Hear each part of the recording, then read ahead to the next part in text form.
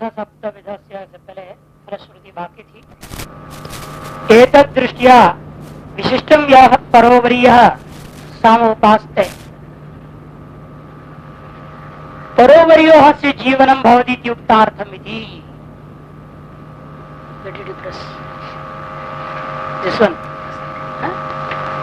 एतद् दृष्ट्या विशिष्टं यः, इस दृष्टि से युक्त होकर जो व्यक्ति परोवरीय साम की उपासना करता है, उत्तरोत्तर श्रेष्ठत्व गुण विशिष्ट साम की उपासना करता है, परोवरीयः से जीवनम भवति, उसका जीवन भी उत्तरोत्तर उत्कृष्ट होते जाता है। इति उक्तार्थम, यह बात पहले एक बार आया, हाँ 192 में पृष्ठ 76 में एक बार आ चुका है। तो पंचविध से सामना उपासना उक्ताम, इस प्रकार से पंचविध साम को उपासना कह दिया गया। यदि सप्तविध वक्ष्यमाण विषय बुद्धि समाधानार्थम, और सप्तविध जो साम है उस समस्त सामों में उपासना करने के लिए जो आगे कहे जाने वाला विषय है, उसने आपके बुद्धि को आकृष्ट करने के लिए कह दिया। इति तु पंचविधस्य निरपेक्ष पंचविध वक्ष्यमाणे बुद्धि में समाधि सती, क्योंकि जो है पहले सात वाक्तिक क्यों नहीं कहा आपने, पंचवाक्तिक क्यों कहा? ये प्रश्न पर जवाब दे रहे हैं। पंचत्व संख्या सात संख्या की अपेक्षा नहीं रखता है। पंचत्व संख्या प्रथम है ना, सात की अपेक्षा से। ये सात गिनने के बाद पांच आएगा कि पांच गिनने के बाद सात आएगा? है पांच के बाद सात आएगा। इसलिए पांच क्या है? सात की अपेक्षा से निरपेक्ष हो गया।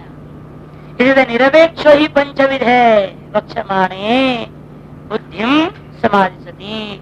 निरपेक्ष जो पंचविध साम है उसको कथन करने के बाद अब पंच संख्या का सापेक्ष संख्या जो सप्त संख्या है, वो सब संख्या को लेकर के कहे जाने वाले उपासनाओं को बताने के लिए आपके लोगों की बुद्धि को समाधि सती समाहित करने की इच्छा से यह बात कह दिया गई थी। तू पंचविधस्य अथ अनंतरम इत्यादि।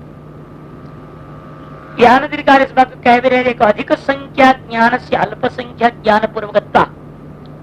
अधिक संख्या का ज्ञान जो है अल्प संख्या का ज्ञान पूर्वक ही होता है।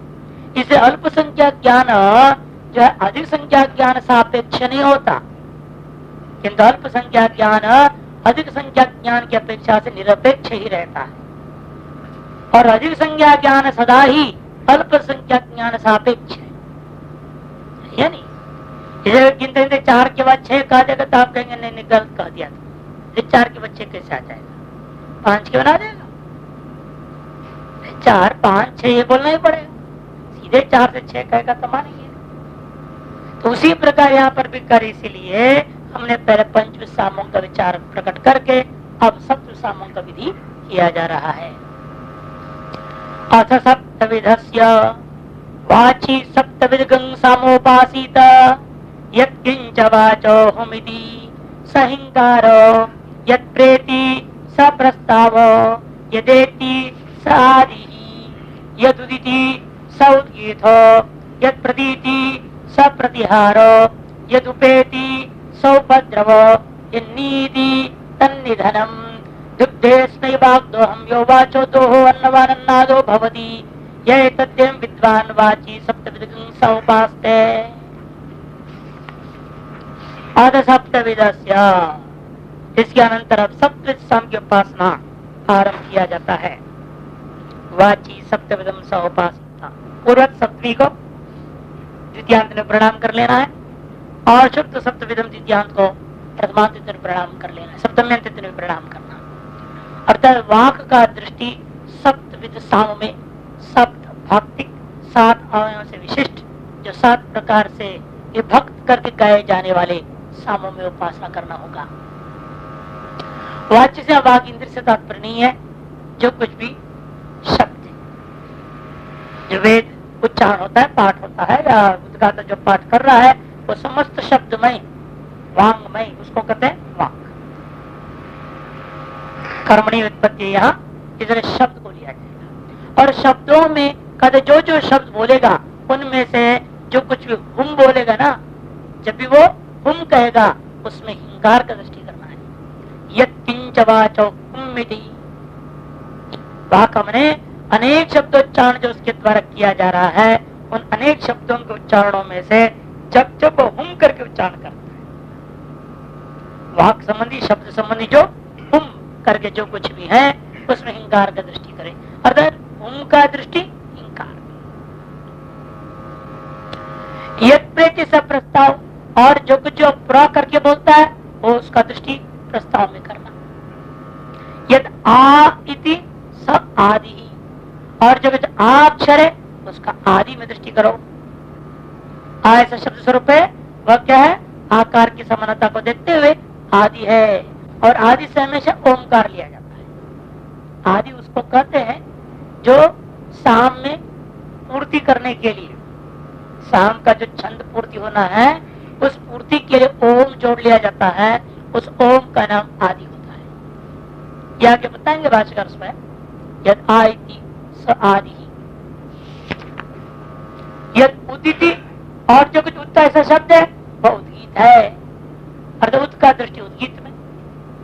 यद प्रतीति सब प्रतिहार, और जो प्रति कहा जा रहा है उच्चारण होता है शब्दों में, वो प्रति का दृष्टि प्रतिहार में करना। यद उपैति से उपद्रव, सादृश्यता है ना इसीलिए, और जो उप है उसका दृष्टि उपद्रव में करो। ये निधन निधनम, और जो नि शब्द है स्वरूप है वह क्या है, निधन है। इन सब की समानता स्पष्ट, कोई विशेष कथन करने की जरूरत नहीं। और ये जो फलश्रुति बता रहे हैं, ये फलश्रुति पहले 2 बार आ चुका है। दुग्धेस्मयी वाक दोहम, यो वाचो दोहो अन्नवान अन्नाद भवति इत्यादि। 1, 3, 7 में भी आया था पहले, उसके बाद 2 बार आया है, पृष्ठ 42 में सबसे पहले आया था, तो तीसरी बार आ रहा है। दुग्धेस्मयी वाक दोहम, अस्मयी उपासकाय, और उपासक है वो, यह विद्वान वाच्य शब्द विदगम स उपासित उपासते हैं। जो कोई विद्वान इस प्रकार से जान करके इस सप्तविद साम की उपासना, अर्थ इन सारे वस्तुओं का दृष्टि सत्व साम में करके करता है, तो उस व्यक्ति को यह वाग रूपी वेद क्या करेगा, अपना दोह रूपी फल, जो अनंत फल है वेदों में पठित उन समस्त फलों को दुग्धे दोहन करेगी।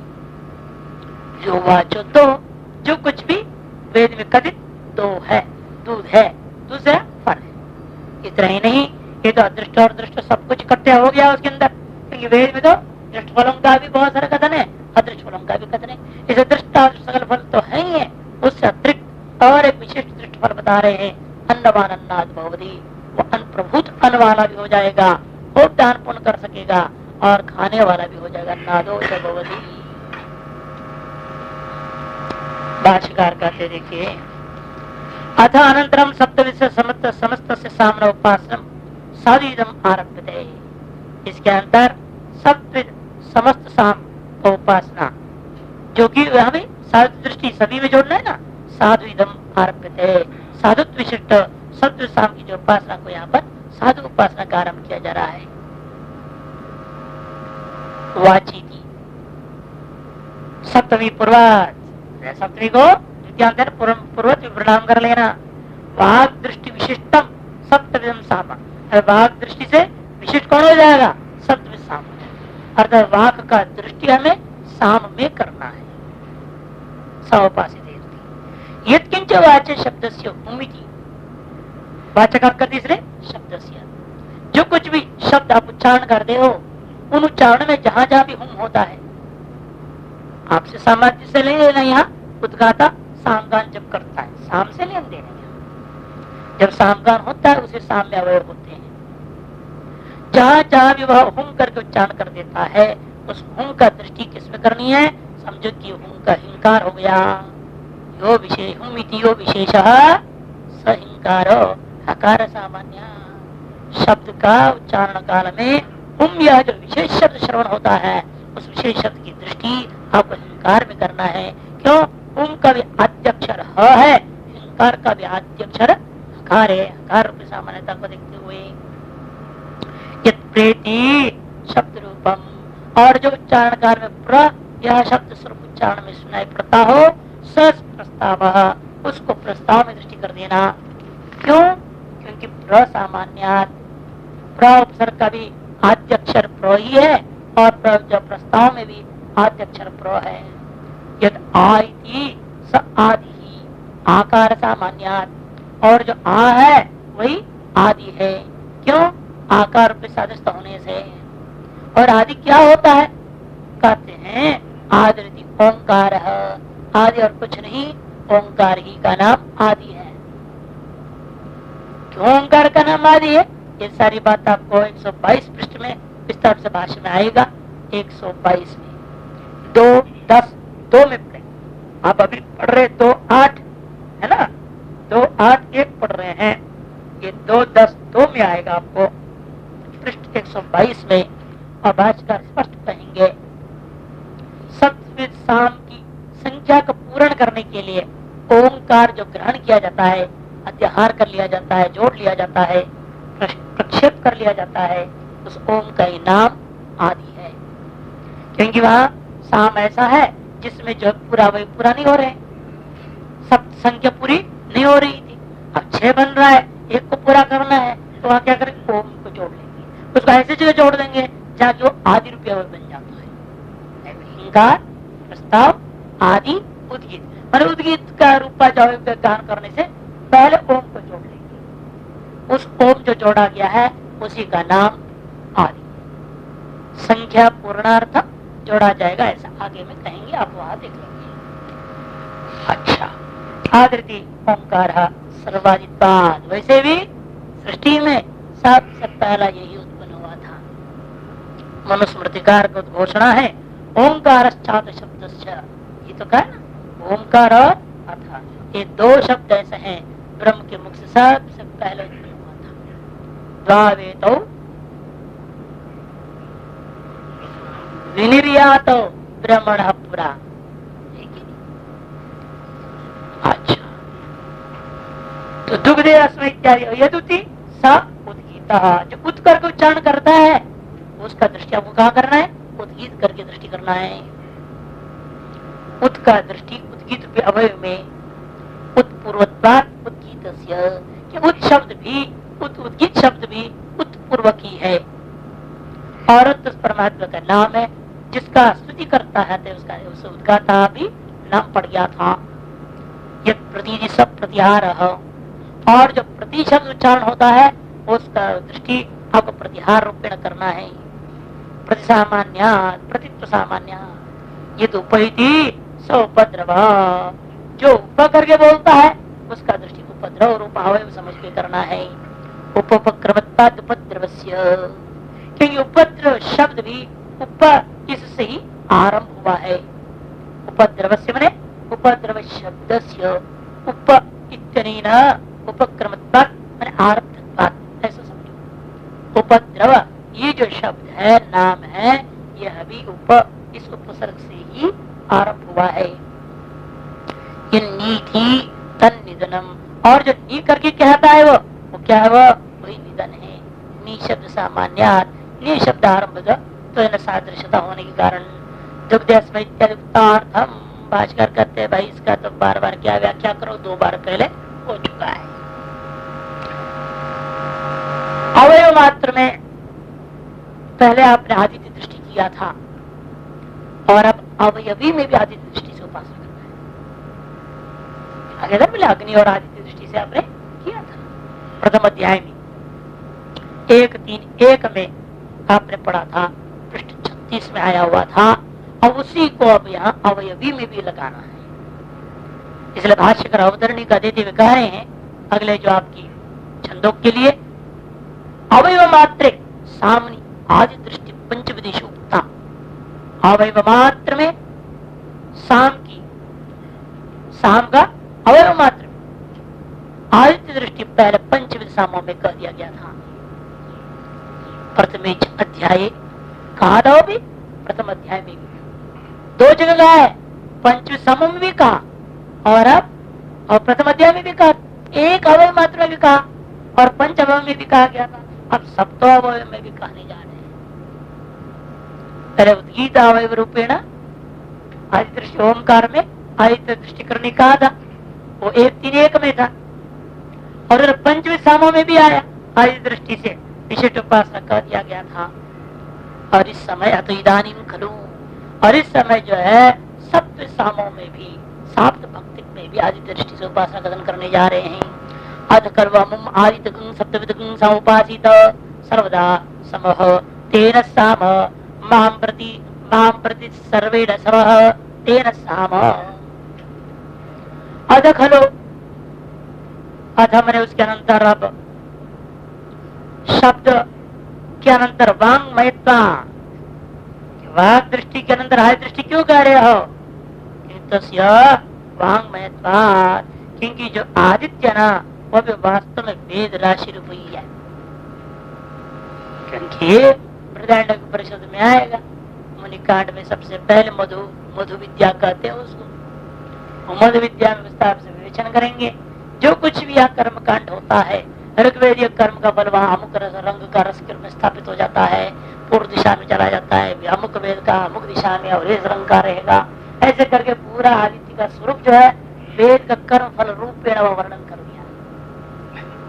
इधर आदित्य क्या है? वांगमय स्वरूप है। वांगमय है वो, वांग से निष्पन्न है, वांग बहुल है। इसलिए कहते वेदमय होने के नाते, अभी कल भी भागवत में भी आया था ना, त्रयीमयो शब्द प्रयोग कर दिया था, इसलिए वो त्रयीमय है। तो इसी कारण से कहते हैं कि वांगमयता, इसलिए शब्द के अंदर आदित्य का लेने का नहीं है। पहले शब्द सामान्य लिया, अब तो शब्दमय तत्व को लेते वो आदित्य है। अच्छा,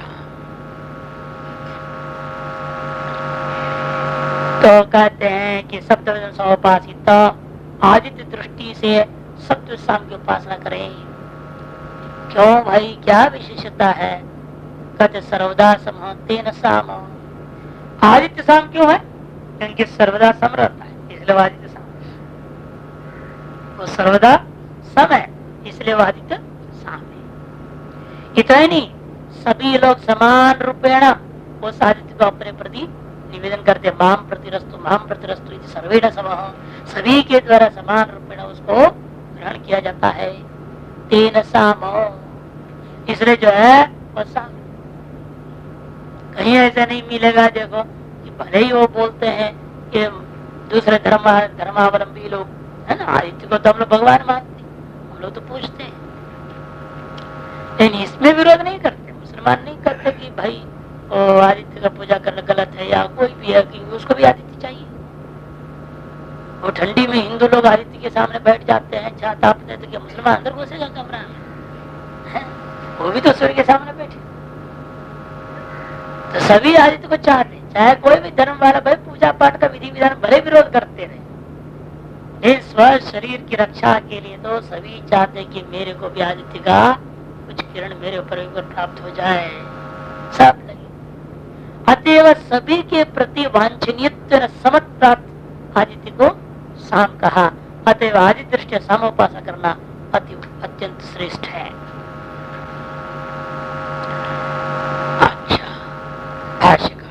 इदानीं खलो अमुं मने आदित्यम समस्ते सामनी अविभागशो अध्यस्य सप्तविदं समुपासिता।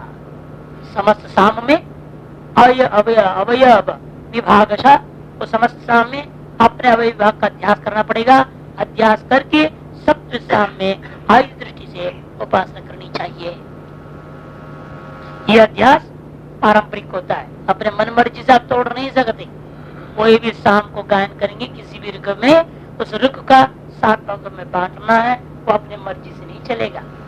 ये तो परंपरा से साम वेदियों ने सीखा है, आज तक गुरु परंपरा से आ रहा है, आगे भी चलते रहता है। लेकिन अवय विभाग रूढ़ नहीं है, परंपरा से आया, इसलिए अध्यक्ष कर दिया। तो एक चीज है, एक साम है और उसमें अवय विभाग अपने करना है। जैसे सर है, बहुत ठीक है, सर भी है, वो भी गलत नहीं।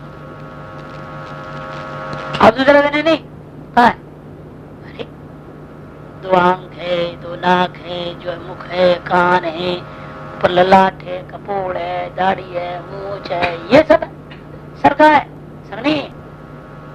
वो दोनों का बात सही है। वो अवयवी दृष्टिया देख रहा है तो अवयवी का भान से नहीं है। जब अवयवी दृष्टिया देखेगा उसको अवयव का महत्व नहीं रह गया। ये दोनों गलत नहीं है या नहीं? फालतू की लड़ाई होती, हम सही हम सही है। अतः यहाँ पर कहते ही आध्यासिक, आप अवय विभाग करना न करना आपकी मर्जी होती है। तो लेकिन यहाँ पर इतना ही है, साम वेद होने के नाते कि आप अपने मन मर्जी से विभाग नहीं करेंगे, अध्यास नहीं करेंगे। ये तो गुरु परंपरा से वेद पाठियों से जानना पड़ता है। इसलिए अव्यय विभाग से अध्यास करते हुए उस समस्त साम का व सप्त विभागों से विभक्त उस समस्त सामों में क्या करना? आदित्य दृष्टि से उपासना करना चाहिए। कथम पुनः सामत्व आदित्य आदित्य सामत्व आदित्य के अंदर कैसे आ गया? क्यों करें हम उसकी उपासना इस तरह से?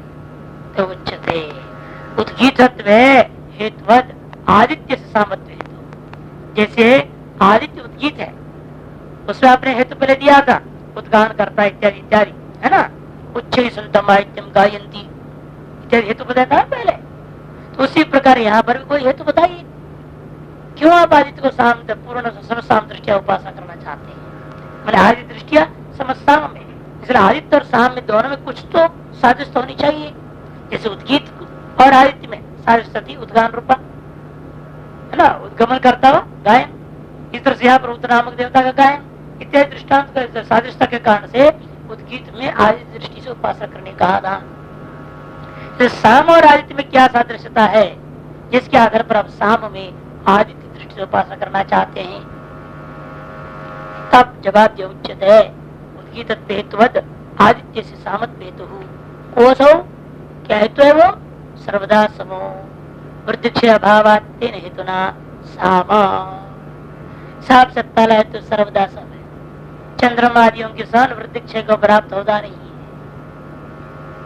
किंतु निरंतर मार्गी रहता है, एक आकार में रहता है, वृद्धिक्षय से रहित है। इसी कारण से वो सम है, सम एव साम। इसी कारण से आदित्य को साम कह दिया गया। आदित्य माम प्रति तुल्याम बुद्धि उत्पादयति। इतना ही नहीं, आदित्य का उगते ही बराबर क्या होता है? सारी दुनिया में लोग क्या समझते हैं? सभी के अंदर बुद्धि में यही जागृत होता है, विचार आता है, मेरे प्रति भी सूर्य का जो है किरण पड़े, मेरे प्रति भी सूर्य की प्राप्ति होवे। ऐसे सभी के अंदर बुद्धि को उत्पन्न करने के कारण से सभी में सम है वो। अतः सर्वेण समो, सब के साथ सबके जो है वृत्तियों के साथ तादात्म्य होता हुआ समत्व को प्राप्त करता है। अतः साम समता इत्यर्थः, इस समता को साम है ऐसा समझो।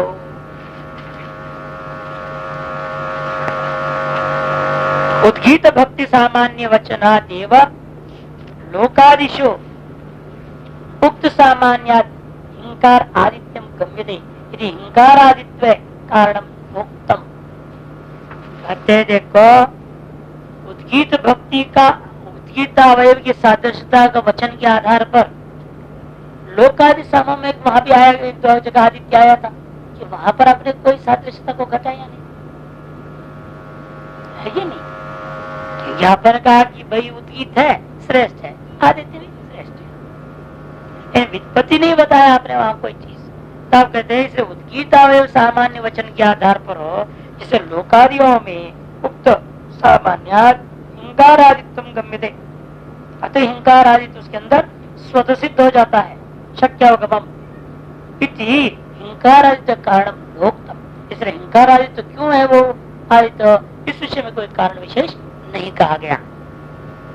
सामत्य पुनः सवितुर अनुक्तम कारणम न सुबोधमिति समतुक्तम। और सामत्य के बारे में तो सविता के अंदर अनुक्त कारण कहीं पूर्व में कहा नहीं गया है, इसलिए यहाँ कहना जरूरी है। कहे बिना जो कि इसको सुबोध हो नहीं सकता, अतएव समत्व करना आवश्यक समझे। इस विषय में थोड़ा आनंद गिरी में देखिए, आदित्य से उद्गीत ऊर्ध्वत्म सामान्य श्रुत्या उत्तम।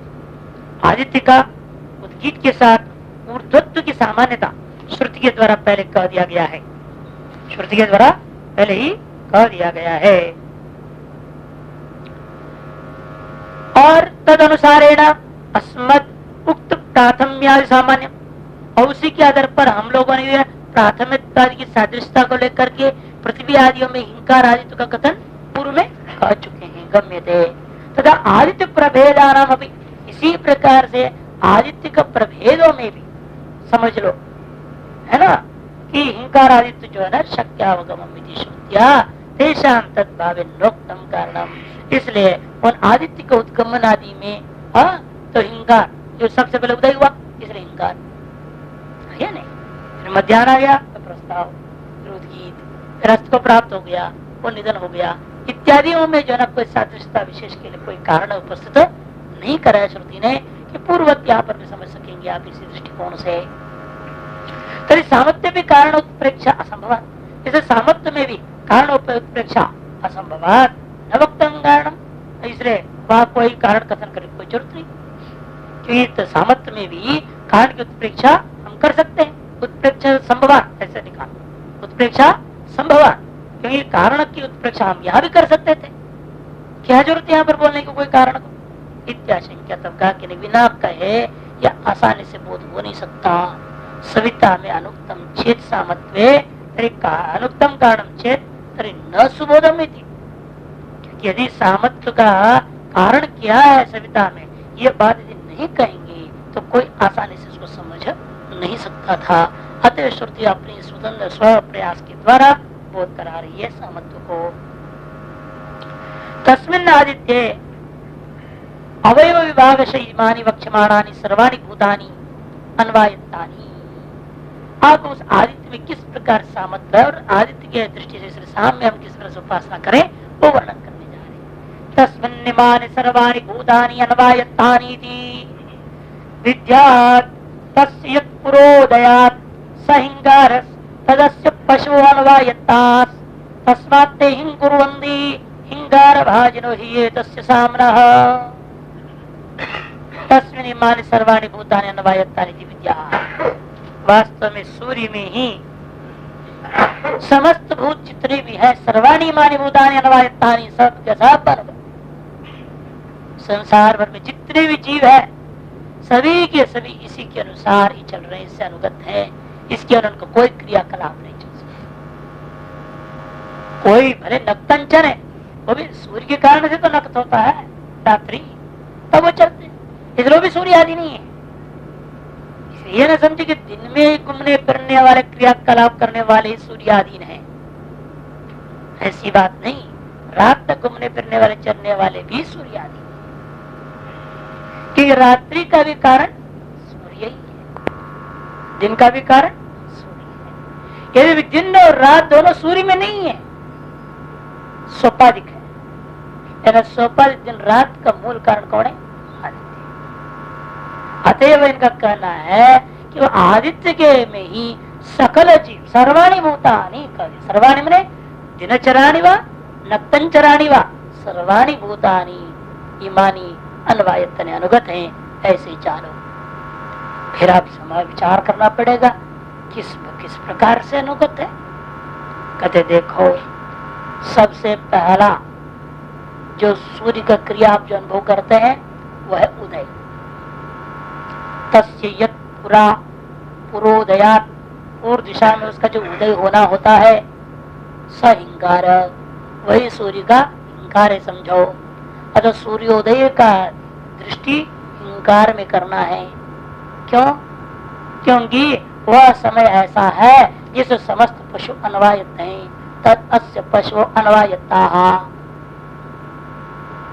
क्योंकि उस काल में यह सूर्य के उस उदय रूपी क्रियावचन काल में समस्त पशु अनुगत है। तस्मात् ते हिंकुर्वन्ति, इसीलिए वो सवेरा होते हुए वो हिंकार करने लगते हैं।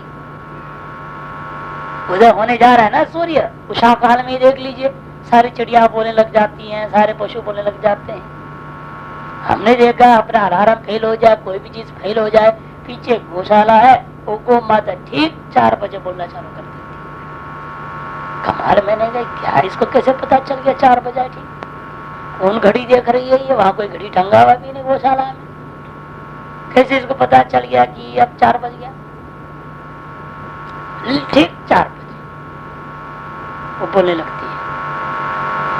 फिर वो आदमी हड़बड़ा के उठ के आता है, कुछ पानी वानी देता है, कोई लाइट उठ जला देता है उसमें, तब ठीक है वो समझ जाता सही है। दूध धोने के लिए आवाज दिया, मैंने उसे समझ गया कि मालिक आ गया, लाइट चल गया, तैयारी हो रही है, दूध धोना होगा। भाई उनके समय में कहीं व्यभिचार नहीं, ये आश्चर्य, उनके समय में कहीं व्यभिचार नहीं होता। सूर्योदय उनके लिए अत्यंत प्रिय, समस्त इसी तरह से आदमी को भी करना चाहिए, नहीं करता है आलसी, वो बात अलग चीज है, उसको भी इंकार करना चाहिए जग करके।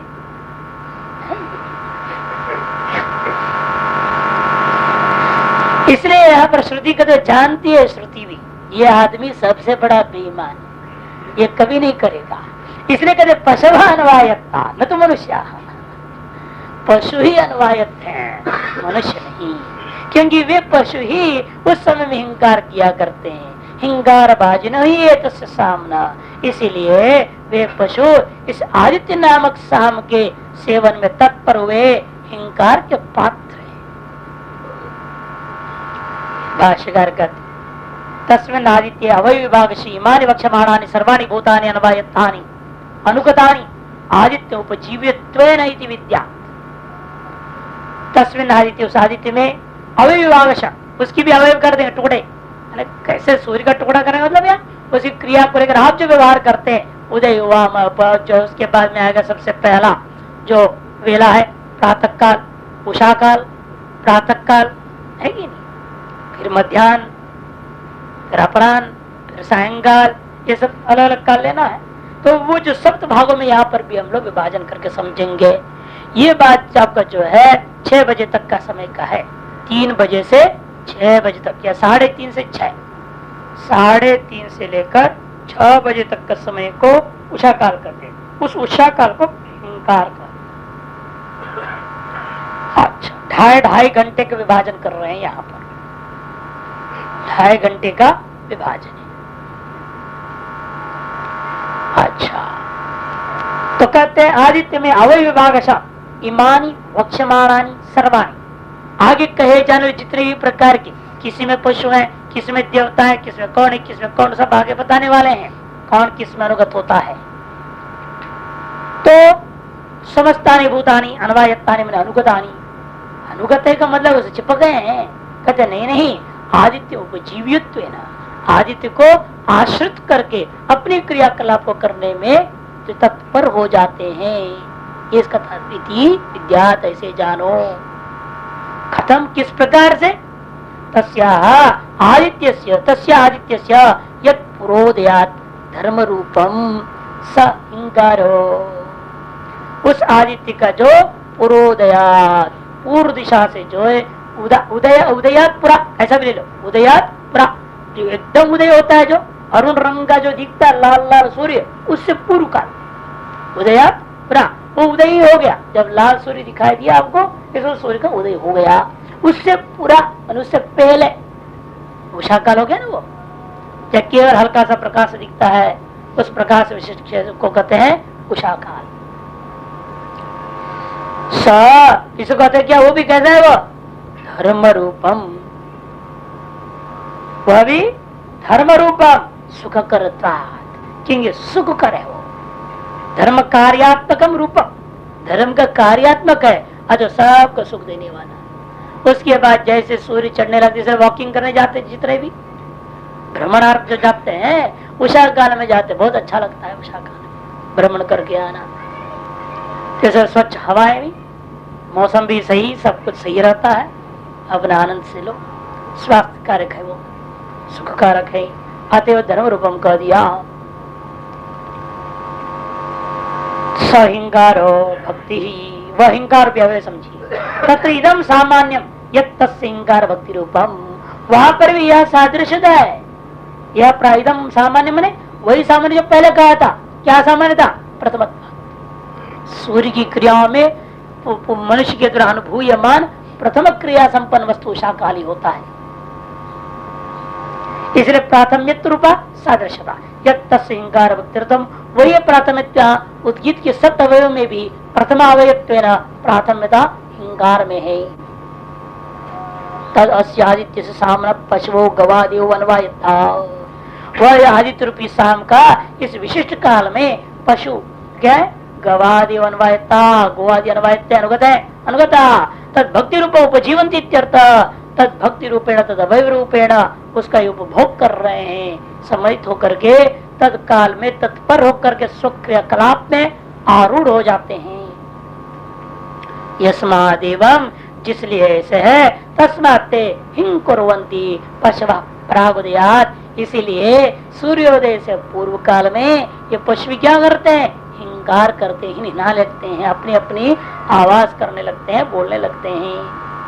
तस्माद हिंगार भाजिनो ही एतस्य आदित्याख्यसाम, इसलिए इस आदित्याख्यसाम का अवयव रूपा जो हिंकारात्मक जो उषा काल है उसके भागी है, उसके उपभोक्ता है ये सब के सब पशु। तत्भक्ति भजनशीलत्वाधि एवं वर्तन्ते, उस अवयव का जो है उपभोक्ता का स्वभाव वाले होने से इनको भी हिंकार से के साथ सादृश्य कर दिया गया। कौन? पशुओं। एवं वर्तन्ते ते पशवा इत्य संबंध नीचे टिप्पण तस्मात् भक्तिशीलत्वात् इत्यम अन्वय समानाधिकरण पंचम यौति भावा, दोनों पंचम समानाधिकरण में आए हुए इसे समझिए। आतयत प्रथमोदिते स प्रस्तावस तदस्य मनुष्य अन्वायत्तास तस्मात् प्रसूति कामाः प्रशंसा कामाः प्रस्ताव भाजिनो हि एतस्य साम्नः। प्रातः काले 6 बजे से 8:30 बजे तक का समय। अच्छा, यहाँ पर क्या होगा? अतयत प्रथमोदिति, यद्यपि वास्तव में हम 2.5 घंटा ले रहे हैं, लेकिन होना चाहिए 2 घंटा 24 मिनट होना, इतना ही चाहिए। हम लोग कहने की सुविधा का दृष्टिकोण से 2.5 कह दे रहे हैं। अब 2 घंटा 24 मिनट जोड़ो, 2 घंटा 24 मिनट, उससे ज्यादा नहीं होता काल के नियम। ज्योतिष शास्त्र आदि के अनुसार, गणित के अनुसार उतना ही होता है। लेकिन हम लोग बोलने की सुविधा होती ना, 3:30 से 6, 6 से 8:30, 8:30 से 11 बोलने की सुविधा है, सुविधा हो जाती है, इसलिए गोल मोल लो, राउंड ऑफ बोलते हैं अंग्रेजी भाषा है कि नहीं। दो थोड़ा बहुत आगे पीछे है उसको गोल कर दिया, पूर्ण कर दिया संख्या, और उसको बोल देना, उसको राउंड ऑफ करके बोलना कहते हैं अंग्रेजी। जैसे होता ना 8.7 आ गया, आप क्या करोगे? 9 होता नहीं हिंदी में, गणित में आप देखते हैं। उसी प्रकार 2 घंटा 24 मिनट 6 जोड़ दो, 2.5 बोल दिया। वास्तव में जोड़ना है तो आप इस तरह के जोड़ के अपने आप लिख लेना। 3:30 से शुरू कर दीजिए, 2 घंटा 24 मिनट जोड़िए, फिर 2 घंटा 24 मिनट जोड़िए, ऐसे जोड़ते जोड़ते जाइए। जो समय आएगा वो वास्तविक समय इसका होता है, ये समझो। अच्छा, अथयत प्रथमा उदिते, जो उदय होने पर प्राथम्य है काल, प्रातः काल, सब प्रस्ताव वही प्रस्ताव समझिए। उसी में मनुष्य अन्वायता, इसी में मनुष्य समझो अनुगत है। इसलिए चाहे कुछ भी हो जाए 6 से 8:30 के अंदर तो जग ही जाता है आदमी, है कितना देर तक सोएगा, है? जग जाए, इसलिए मनुष्य अनुगत है। तस्मात् ते प्रस्तुतिकामा, इसीलिए इसे वे प्रस्तुति, प्रत्यक्ष स्तुति और प्रशंसा कामा, और प्रशंसा में परोस्तुति की कामना करते हैं, क्योंकि वे इस शाम के प्रस्ताव का भाजन करने योग्य है। क्योंकि प्रस्ताव भाजिनो ये सामना, इस आदित्य रूपी शाम के प्रस्ताव का ही उपभोग करने योग्य है ये, इसलिए प्रत्यक्ष स्तुति और परोक्ष स्तुति के योग्य हो जाते हैं। पहले जमाने में भी होता था, जो है ना, बड़े बड़े लोग जो होते थे, राजा लोग, बड़े सेठ लोग, जो सामंत लोग वगैरह होते हैं, उनमें क्या होता था, वो सबरे उठ के अपना उषा काल में जग गया, नहा धो के पूजा पाठ करके तैयार हो गया। तब कौन बंदी जन होते थे, बंदी जन बोलते थे, वो जाके स्तुति करेंगे।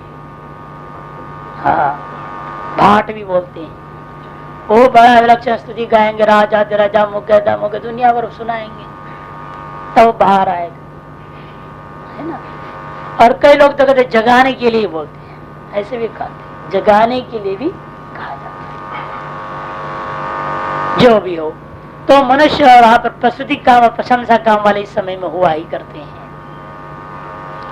तथा सूर्य के प्रथम जो उदय होने से यत अथा यत प्रथमा उदिते, उदिते सूर्य यत प्रथमा, उदय जो उगा हुआ सूर्य का जो प्रथम है प्रहर, 2 घंटा 24 मिनट वाला जो प्रथम है उसको हमने गोल करके बताया था 6 से 8:30 बजे तक का जो समय होता है।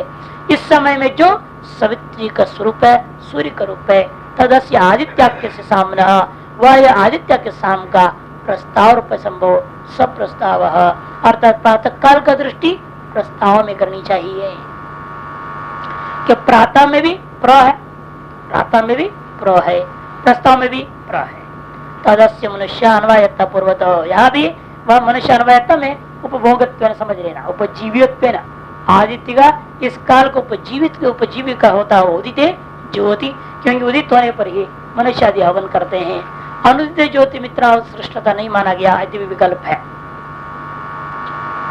इसलिए कहते हैं कि तस्मात् ते प्रसिद्धि प्रशंसा कामयन्ते, इसलिए ये मनुष्य प्रसिद्धि में और प्रशंसा प्रत्यक्ष और परोक्ष दोनों प्रकार स्तुति की कामना करते हैं।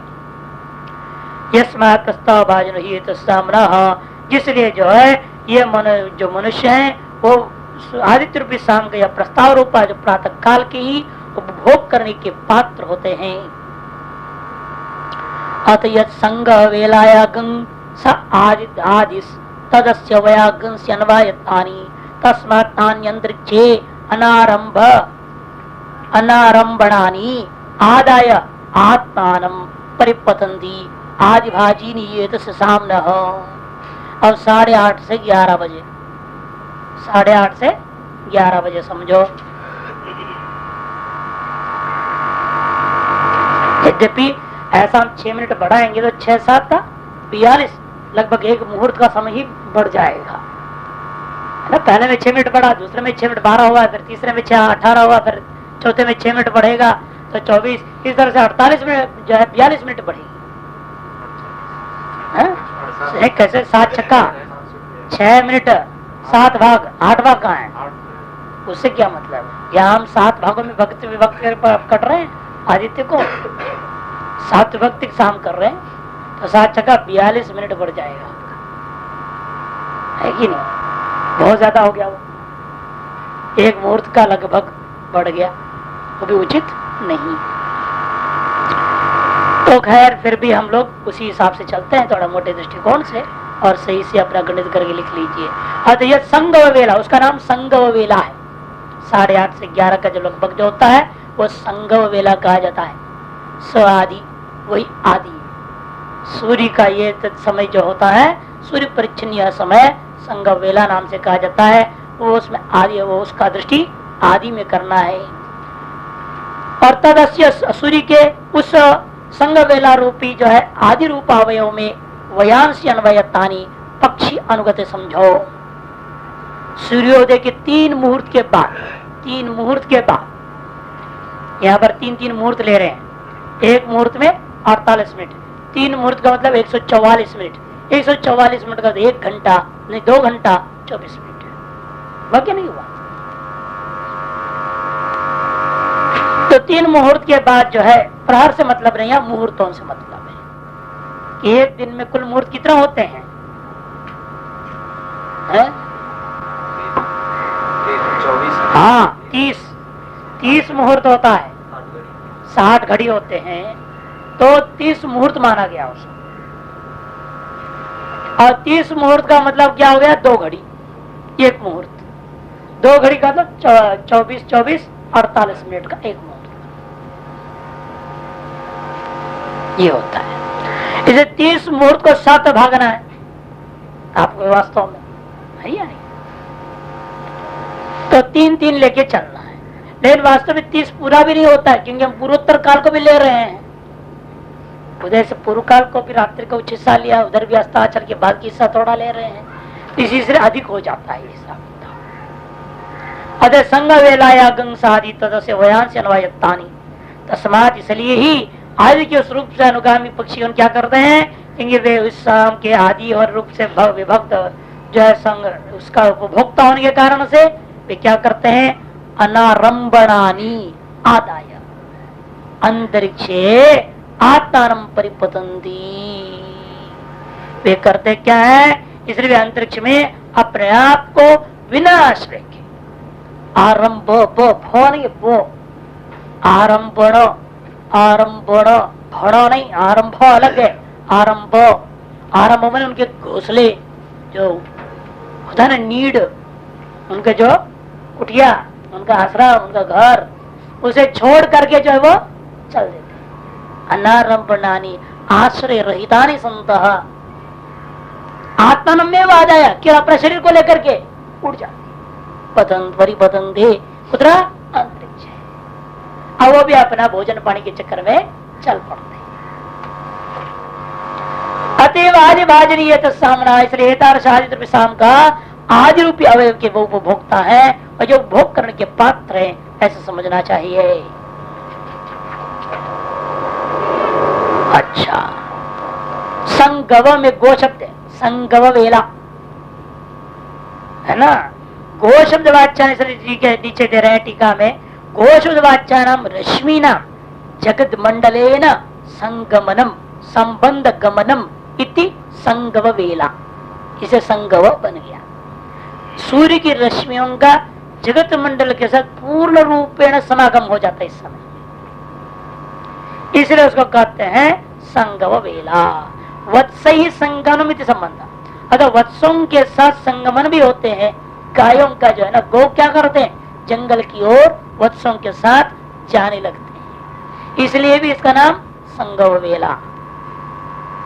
संगव कालीनम आदित्य रूपम आरोप्य आदि वक्त ओंकार से उपास्यत्व द्वयोर आकार सामान्य हेतु आगे ना, क्योंकि संगव कालीन आदित्य रूप को आरोपित कर देखा, आदि रूपी जो शाम का अवयव अर्थात ओंकार से उपास्यत्वे, ओंकार हमारा उपास्य हो जाता है, क्योंकि आदि क्या है, ओम है। आदि रूप अवयव ओंकार जो 122 पृष्ठ विस्तृत और समझाएंगे, तो इसलिए बता रहे हैं ओम रूप अवयव है। उसमें आप क्या करेंगे, संगव वेला की दृष्टि करेंगे।